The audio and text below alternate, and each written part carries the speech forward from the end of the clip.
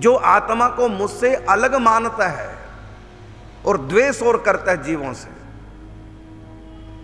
न मनः शांति मृच्छति, भक्ति करके भी उसका मन कभी शांत नहीं रहेगा। और भक्तों को तो बड़ी सावधानी पूर्वक अपने जीवन को जीना चाहिए। क्षमा करो, सब पर करुणा करो, द्वेष मत करो, अद्वेष्टा सर्वभूतानां मैत्री करुण एव च, सब पर करुणा करो, सब पर दया करो।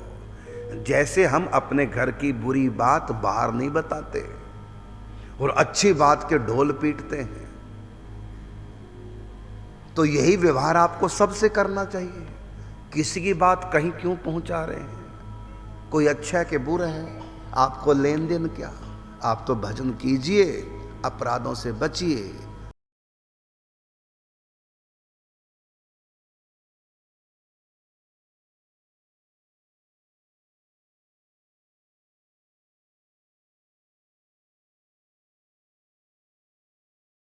और कई तो ऐसे मूर्ख भी देखे, उनको महा मूर्ख कहूंगा, जो झूठ ही निंदा करते हैं। आदत है बस।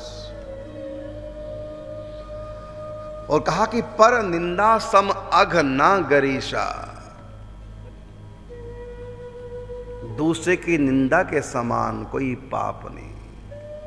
इसलिए कहा कि तुलसी निंदक ना मिले चाहे पापी मिले हजार, क्योंकि एक निंदक के शीश पर कोटि पाप को भार।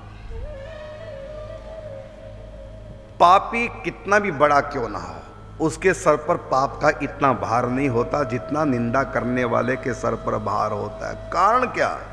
क्योंकि पापी तो अपने ही पाप का बोझ ढोता है, और निंदा करने वाला हजारों की निंदा करके हजारों के पाप को अपने सर पर ढोता है।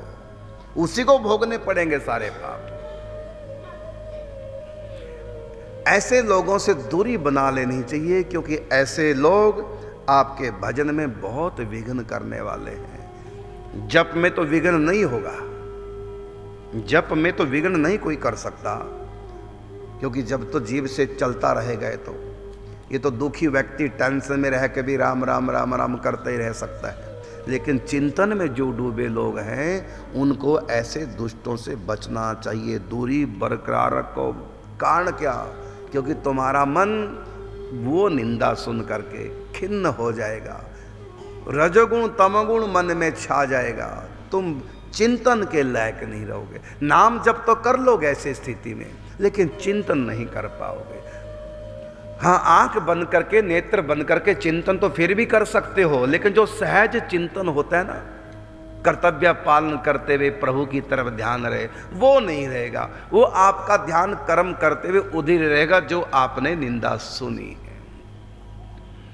तो सहज चिंतन जो हर समय चलता है, वो सहज चिंतन है। और एक बात और बताता हूं, जो व्यक्ति निंदा करता है, इसका सीधा सीधा अर्थ है वो व्यक्ति सहज चिंतन नहीं करता। क्योंकि जिसका सहज चिंतन होता है वो ऐसी चर्चा से बचता है, क्योंकि हर समय उसका मन भगवान में लगा होता है। उसके पास ऐसी चर्चा ना सुनने का वक्त होता है और ना करने का, क्योंकि सहज प्रिय प्रीतम से उसका मन लगा हुआ है।